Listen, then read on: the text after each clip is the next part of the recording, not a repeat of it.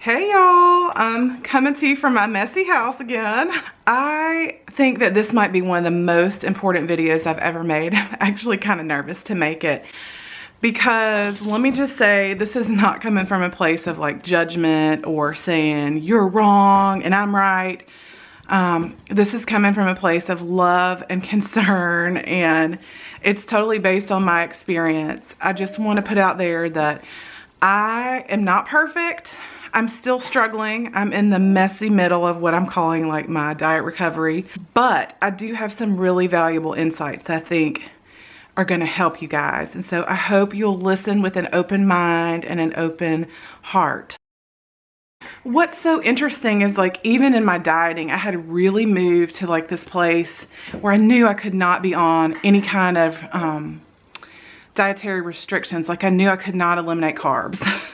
I knew that I could not eliminate meat. I had kind of toyed with some of those things in the past. My intuition, I think, was telling me like, no, just no, I can't even go there. So I had kind of settled on the most, what is thought of as the most moderate, the most level-headed diet. And they even sometimes say they're not a diet, and that was Weight Watchers. Also, I just want to say I don't think that people at Weight Watchers are evil. I think they just don't get it. But I'm calling this 10 things that I learned once I stopped dieting. And just for the record, I define diet as anything outside of you that tells you what, how much, or what time of day, anything like that, to eat for the sake of weight loss. Number one, dieting is in essence declaring civil war on yourself, and you can't win. Essentially what you're trying to do is divorce the mind from the body. You're trying to override your body. You're trying to beat it into submission with the mind. A lot of what is in your mind making you try to do that are these outside ideas that come in. And so essentially what you do is try to take on those ideas and override the body with your mind. The problem is body and mind are designed to work together. They should never be divorced. So what happens when you go on a diet is your body turns against you in a variety of ways. So your body starts to undermine you. Leptin and ghrelin are two hormones that they release to regulate hunger and fullness. And what your body does, it can't tell the difference between a diet and a famine. And so it undermines you and it makes you hungrier because it's trying to keep you alive. It reduces the hormones that make you feel full, and it increases the ones that make you feel hungry to try to get you to eat. Yeah, so the last thing your body will do, if you're one of those really strong-willed people and you can still override all of this with your mind, your body will actually turn on you and start to slow down your metabolism. Now, we saw this with the Biggest Loser article that came out, and we see this probably, you might have seen it within yourself. If you're still following a diet strictly, you may stop losing weight, or you might actually start to gain weight, and it makes you think you're doing something wrong, like something's wrong with you. Number two, dieting, because of that mind-body divorce, it pulls you out of alignment. Alignment might be a term a lot of you are not familiar with. It just means that you're centered. It means that your actions line up with your core values, your instincts, and your intuition.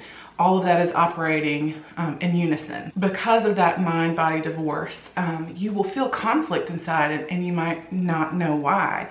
You will feel maybe anxiety, you may feel frustration, you may feel confusion. That's because of that civil war that's going on inside of you. Number three, listening to and valuing your own intuition is the ultimate form of self-love and self-care. The tragic thing is that dieting shuts all of that down. It starts with your instincts around food, but it really branches out to everything else, because essentially what you're telling your body is, what you're telling me is not important. I'm going to override you with my mind. So when you don't value that intuition, it kind of makes it disappear.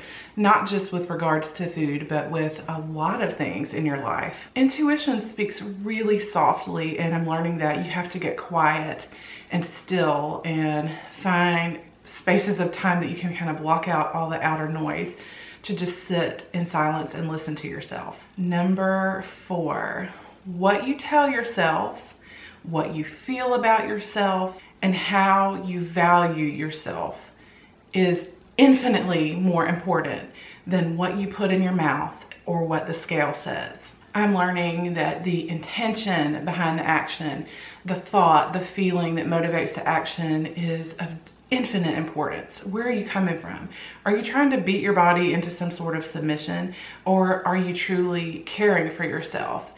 That's where self-care comes in. When you're trying to nourish your body, not trying to make it smaller or to shape it or to make it clean. I think a lot of this clean eating stuff has gotten out of hand. That's a rabbit trail. I can cover that in another video. But that intention behind and then the feeling after, that stuff matters way more than what you're feeding yourself. That's not to say we shouldn't educate ourselves about nutrition. I believe that intuitive eating people call it gentle nutrition, because I believe that there shouldn't be any hard and fast rules. You should be able to have whatever you want, and sometimes it's okay if you eat something that's not perfect. But your thoughts, what you say to yourself, what you feel about yourself, and how you value yourself, that matters. It really matters.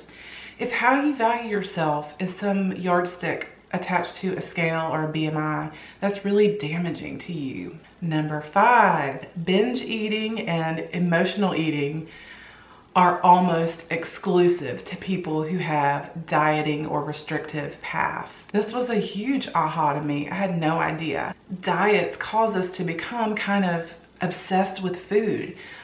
It gives food this greater pull than what we would have naturally. Again, it's that your body kind of backfiring on you. It's making you want to eat more to not restrict yourself. So when food has a greater pull, when you encounter a stressful time in your life, of course, food is going to be the thing that you go to try and self-medicate and self-soothe. Number 6, this is a big one. Restriction doesn't have to be actual physical restriction to cause rebound eating. If you are telling yourself, I shouldn't eat the chocolate, or I shouldn't eat the cookies, or I shouldn't eat the thing, whatever it is, and you're sitting on your hands trying not to do it, it's just gonna, again, put you at war with yourself, and you're just gonna wanna rebel and eat whatever the thing is that you're not supposed to eat. If you just kind of chill out about it and just relax and pay attention to your natural hunger and fullness signals, and pay attention to what sounds good, food is not going to have as much of a pull for you. This is already happening for me. I still have some foods that have pull for me, and I'm working on that. Number 7, dieting is marketed in a way that appeals to our negative feelings about ourselves. Fear, shame, guilt, self-doubt, self-loathing. Dieting appeals to all of those things. It even creates some of those things and then provides the solution. It's a lot more pervasive with females. We are programmed from a very early age to value beauty and thinness. I heard somewhere that girls' self-esteem peaks at age 9, and that is just tragic. But I could do a whole separate video on that. And that marketing undermines our most basic instinct, the ability to feed ourselves and to eat. I had a baby a year ago, Mallory, and they come out knowing how to eat, okay?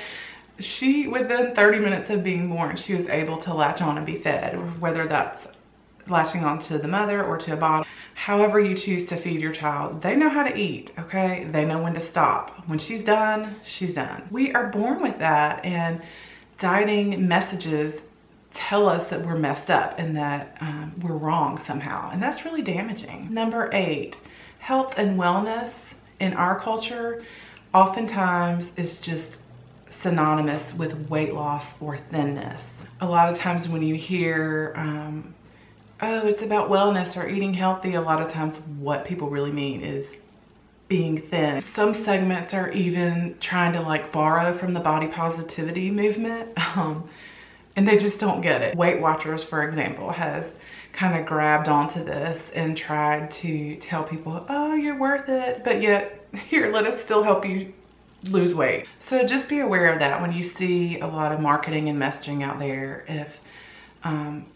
If something says health or wellness, have your little antenna up and be able to decode what do they really mean by that. True health and wellness has to do with the whole being. Your thoughts, your feelings, your physical well-being, your emotions, your spirituality, all those things. Number 9, this one's really tragic. Dieting distracts us from the very things that have true meaning and significance in our lives. It distracts you from figuring out what you're passionate about, or finding work that you're meant to do, or figuring out your life's purpose. You're too distracted into molding your body and thinking that that is going to bring you happiness and fulfillment. And there's this idea out there that once you get your body into shape, that all these other things will fall into place. And that's just not true. And last, number 10, I know I have experienced this. Once you step outside of the dieting mentality, you start to see how damaging and destructive and messed up and dysfunctional the whole thing is. You see how dieting just has its tentacles around our culture. It is just embedded in so many things. And dieting, even moderate dieting like Weight Watchers, it causes injury to people. Physical injury, it causes mental, emotional, psychological, and spiritual injury as well. So I hope this has given you some motivation to step outside of dieting and just kind of take a step back and see what your intuition is telling you, and to prioritize the things that are actually meaningful to you. So this might be one of the most important videos that I've ever made, and I really want it to get out there. I want these ideas to get out there. So share it on whatever platform you see fit. Share it with dieters, and I think I'm gonna ask y'all to tweet it to Oprah. So I think these messages might resonate with her. If she did grab onto these messages, she's a big megaphone, and this type of thinking could be just shouted from the rooftops to a lot of people. So y'all share if you feel led. I love Oprah. I don't judge her. I just think she's a little bit misguided right now, and I think it's for the same reason we all are. We're all swimming in the same pool of these diet messages. I'm still doing recipes. That's my main gig, so check out my blog for those. But the energy and the intention behind all those recipes is to nourish yourself, be really, really kind to yourself, be gentle with yourself, and value yourself. And I just wish y'all all the best. I love y'all, and I'll see you in the next video. Bye.